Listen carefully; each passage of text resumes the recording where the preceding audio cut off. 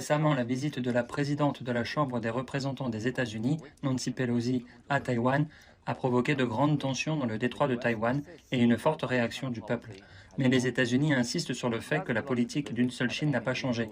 Est-ce que la visite de Pelosi a un fondement juridique?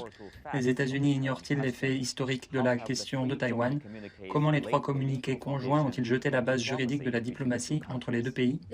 Tout a commencé en 1971, lorsque l'ancien secrétaire d'État américain Henry Kissinger s'est rendu en Chine pour la première fois, ouvrant un nouveau chapitre dans les relations sino-américaines. Kissinger a rencontré le Premier ministre Zhou Enlai et au cours de la rencontre, le Premier ministre Zhou a exprimé son espoir d'améliorer les relations bilatérales. Cette visite a ouvert la voie à la rencontre historique de 1972 entre le président chinois Mao Zedong et le président américain Richard Nixon, mettant fin à 23 ans d'isolement diplomatique et d'hostilité mutuelle. À la fin de la visite de Nixon en Chine, la Chine et les États-Unis ont signé le communiqué de Shanghai, le premier communiqué conjoint entre les deux pays. Dans le communiqué, les deux pays se sont engagés à œuvrer à la pleine normalisation des relations diplomatiques. Dans le communiqué, les États-Unis ont clairement indiqué qu'ils reconnaissent que tous les Chinois des deux côtés du détroit de Taïwan conviennent qu'il n'y a qu'une seule Chine et que Taïwan fait partie de la Chine. Les deux parties conviennent de respecter mutuellement la souveraineté nationale et l'intégrité territoriale. De plus, les deux pays s'opposent à tout pays recherchant l'hégémonie dans la région Asie-Pacifique. Le deuxième communiqué conjoint était la réalisation de la visite en Chine en décembre 1975 du président américain de l'époque, Gerald Ford, connu sous le nom de communiqué sur l'établissement des relations diplomatiques entre la Chine et les États-Unis, qui annonçait officiellement la normalisation des relations entre les deux pays. Dans le communiqué sur l'établissement des relations diplomatiques, les États-Unis ont une fois de plus reconnu la position de la Chine selon laquelle qu'il n'y a qu'une seule Chine et Taïwan fait partie de la Chine. En outre, les États-Unis ont également annoncé qu'ils maintiendraient des relations non officielles avec Taïwan. Les deux parties ont réitéré leur volonté de réduire le risque de conflit militaire international. Le 1er janvier 1979, la Chine et les États-Unis ont officiellement établi des relations diplomatiques au niveau des ambassadeurs. La même année, à l'invitation du président américain de l'époque, Jimmy Carter, le dirigeant chinois de l'époque, Deng Xiaoping, s'est rendu aux États-Unis pour la première fois, portant les relations entre les deux pays à un nouveau niveau. Les deux gouvernements ont publié le troisième communiqué conjoint le 17 août 1982. Dans ce communiqué, les deux parties ont réitéré leur volonté de renforcer davantage les liens économiques, culturels, éducatifs, technologiques et autres. Les deux parties ont également réitéré leur déclaration sur la question de Taïwan dans les deux communiqués précédents. Les États-Unis ont annoncé qu'ils réduiraient progressivement les ventes d'armes à Taïwan. Les trois communiqués conjoints ont jeté les bases politiques des relations bilatérales. Avant la signature des trois communiqués conjoints, il y avait peu de contacts diplomatiques entre les deux pays. Qu'est-ce qui a donc motivé les ouvertures américaines dans les années 1970? À cette époque, la guerre froide battait son plein et les États-Unis ont compris que la rupture entre la Chine et l'Union soviétique de l'époque avait des causes profondes et que le conflit entre la Chine et l'Union soviétique était irréconciliable. Il était donc dans l'intérêt des États-Unis d'établir une relation meilleure et plus étroite avec la Chine, ce qui créerait un équilibre entre les États-Unis, la Chine et l'Union soviétique en faveur des États-Unis. Un autre facteur était que les États-Unis essayaient de sortir de la guerre du Vietnam, qui était un bourbier pour les États-Unis à l'époque. Sans l'aide de la Chine, il aurait été plus difficile de s'en sortir. Ainsi, les États-Unis espéraient obtenir un levier pour se retirer de la guerre du Vietnam en établissant de bonnes relations avec la Chine ou en améliorant les relations avec la Chine, ce que les États-Unis ont fait. Afin de normaliser les relations bilatérales, les deux pays ont ouvert des négociations et la question de Taïwan était en tête de liste des négociations. À l'époque, il existait des différends subtils mais significatifs entre les deux parties. Le docteur Kissinger était vraiment très sage. À l'époque, la position chinoise était que Taïwan faisait partie de la Chine et que la question n'était pas négociable. Mais la déclaration du docteur Kissinger était que tous les Chinois des deux côtés du détroit de Taïwan croyaient qu'il n'y avait qu'une seule Chine et que Taïwan faisait partie de la Chine. Cela signifiait que les États-Unis ne choisiraient pas de camp sur cette question. Il s'agissait d'un problème interne à la Chine qui devait être résolu entre le KMT à Taïwan et la partie continentale de la Chine elle-même. À l'époque, le KMT était en charge de Taïwan et il insistait sur le fait qu'il n'y avait qu'une seule Chine et que Taïwan faisait partie de la Chine. Bien sûr, il y avait à l'époque des interprétations différentes entre les deux côtés du détroit de Taïwan, quant à savoir qui était le gouvernement légal de la Chine. Mais nous devons garder à l'esprit qu'au moment de la normalisation des relations sino-américaines, les États-Unis ont solennellement reconnu que la Chine n'avait qu'un seul représentant légitime, à savoir le gouvernement de la République populaire de Chine. En d'autres termes, le gouvernement de la République populaire de Chine était l'unique gouvernement légal de la Chine. Les deux parties se sont entendues sur cette position qui a constitué une base importante pour la normalisation des relations entre les deux pays en 1979.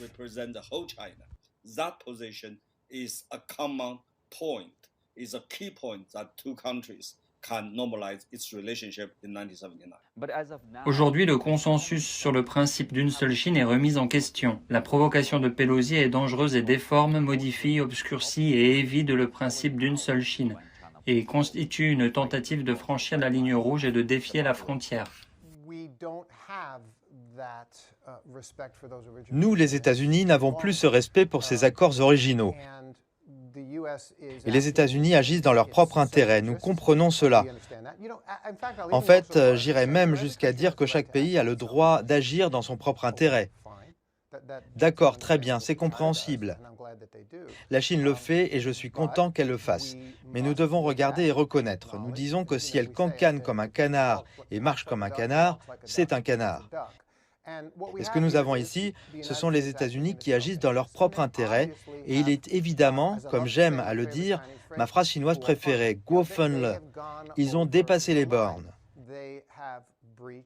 Ils ont enfreint la politique d'une seule Chine. Ils ont brisé la base des relations diplomatiques avec la Chine, le principe d'une seule Chine. Je ne vais pas être trop agressif en les critiquant. C'est un gros problème, c'est un danger. Je ne suis pas sûr de ce qui va suivre. I'm not going to be overly aggressive in criticizing it. It's a big problem. It's a danger, and I'm not sure what's going to come next. Personne ne sait ce qui va suivre, mais une chose que nous savons, c'est que cette visite contredit l'engagement des États-Unis envers le principe d'une seule Chine. Face à la condamnation de la partie chinoise, Pelosi a tenté de justifier la visite de la délégation du Congrès comme relevant de la loi sur les relations avec Taïwan et des 6 assurances à Taïwan. Est-ce que la visite est vraiment légitime comme elle le prétend ? Lors de son voyage à Taïwan, la présidente de la Chambre des représentants des États-Unis, Nancy Pelosi, a déclaré que sa visite ne contredisait pas la politique américaine de longue date, guidée par l'acte sur les relations avec Taïwan, les communiqués conjoints américano-chinois et les 6 assurances à Taïwan. En fait, elle a tort. Sa visite contredit le communiqué conjoint de 1979 établissant les liens entre les États-Unis et la Chine. Le communiqué conjoint de la République populaire de Chine et des États-Unis d'Amérique indique clairement que les États-Unis d'Amérique reconnaissent le gouvernement de la République populaire de Chine comme le seul gouvernement légal de Chine. Dans ce contexte, le peuple des États-Unis maintiendra des relations commerciales, culturelles et autres relations non officielles avec le peuple de Taïwan.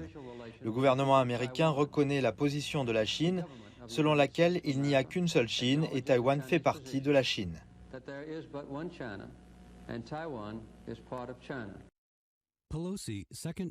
Pelosi, deuxième dans l'ordre de succession à la présidence américaine, est clairement un responsable du gouvernement américain qui défie ainsi l'accord. Mais cela ne semble pas déranger Pelosi, car à peine 3 mois plus tard, en avril 1979, le Congrès américain a approuvé le projet de loi controversé appelé l'Acte sur les relations avec Taïwan et a changé le libellé de relations non officielles en autres relations. Il a également déclaré que les États-Unis continueraient à fournir un soutien à Taïwan, notamment en fournissant des armes pour renforcer la capacité militaire de Taïwan. La Chine a exprimé une forte opposition à cette loi car elle légitimait les ventes d'armes à Taïwan, une violation évidente de la souveraineté nationale de la Chine et qui équivaut à une ingérence dans les affaires intérieures de la Chine. Le 17 août 1982, la Chine et les États-Unis ont publié le 3e communiqué conjoint sur les ventes d'armes américaines à Taïwan, dans lequel Washington a accepté de réduire progressivement les ventes d'armes à Taïwan, puis de les arrêter complètement. Cependant, cela a bouleversé les sécessionnistes taïwanais, de sorte que les États-Unis ont créé les 6 assurances, un document décrivant les principes de la politique américaine pour assurer à Taïwan leur soutien à la région malgré la rupture des relations diplomatiques officielles. Ils ont également assuré à Taïwan que les États-Unis n'étaient pas d'accord pour fixer une date pour mettre fin aux ventes d'armes à Taïwan. Les États-Unis avaient joué dans les deux sens, envers la partie continentale de la Chine en s'engageant à réduire les ventes d'armes, et aussi envers Taïwan en assurant à la région qu'il n'y avait pas de date fixe pour mettre fin aux ventes d'armes. Le soi-disant acte sur les relations avec Taïwan, cité par la partie américaine, viole gravement le principe d'une seule Chine et les 3 communiqués conjoints sino-américains et place essentiellement le droit national au-dessus des obligations internationales. C'est illégal, nul et non avenu. Sur la question de Taïwan, les États-Unis devraient respecter le principe d'une seule Chine et les 3 communiqués conjoints sino-américains plutôt que quelque chose qu'ils ont concocté unilatéralement. Pendant des décennies, la Chine s'est toujours opposée à la pratique américaine consistant à utiliser la législation nationale pour maintenir des relations avec Taïwan. Si nous regardons la question du point de vue des 3 communiqués conjoints convenus par les 2 parties, évidemment, l'acte sur les relations avec Taïwan est un produit unilatéral, comme vous venez de le dire.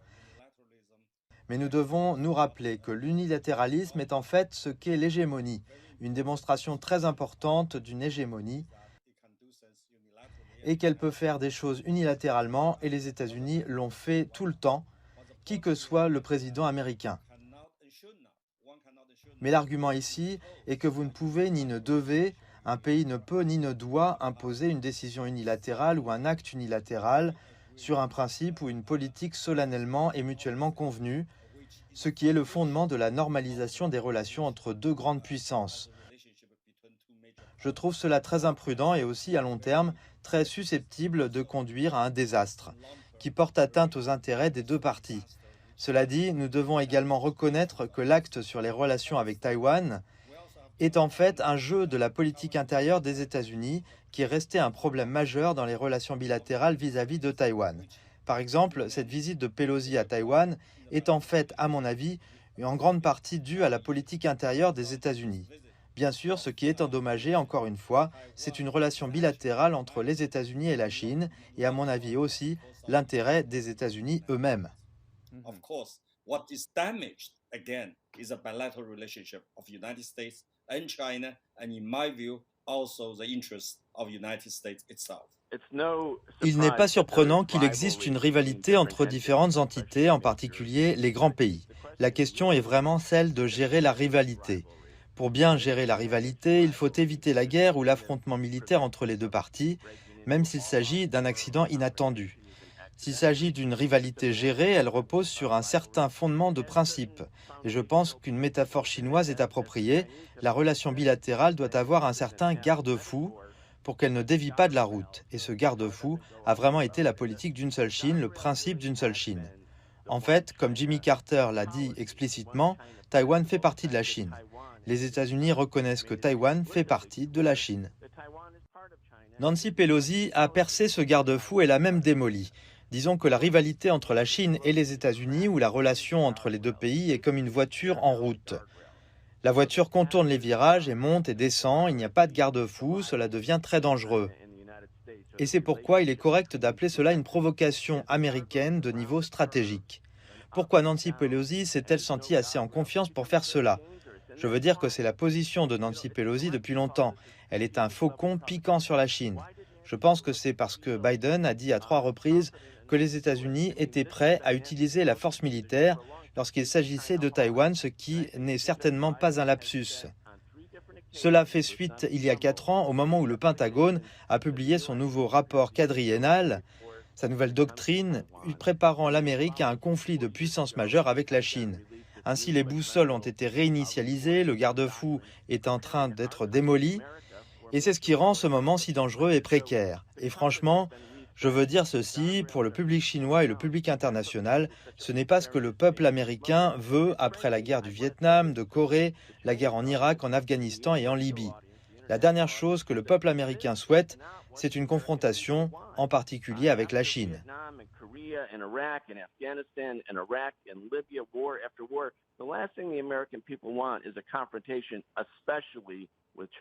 Une autre controverse sur la question de Taïwan entre la Chine et les États-Unis concerne les ventes d'armes, et revenir sur sa parole n'a rien de nouveau dans l'histoire des États-Unis. Lors de la campagne de 1980, Ronald Reagan n'était pas d'accord avec la normalisation avec la Chine et il voulait établir des liens officiels avec Taipei. Et il pensait aussi que Taïwan devait pouvoir acheter toutes les armes qu'il voulait aux États-Unis.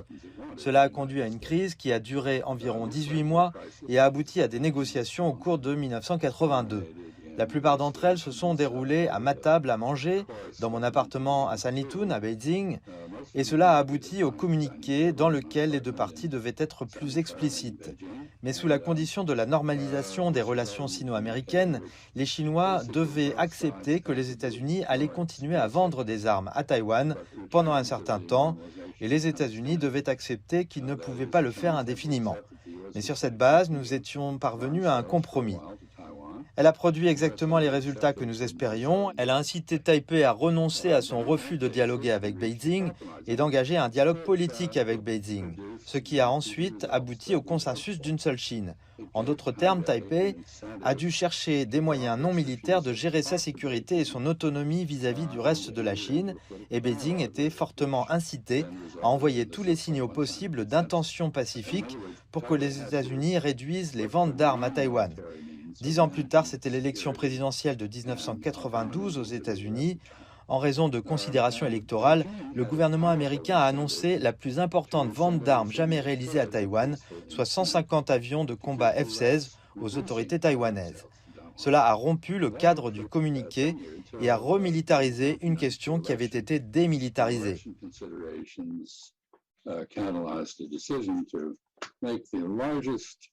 U.S. arms sale ever to anywhere, 150 F-16s to Taipei.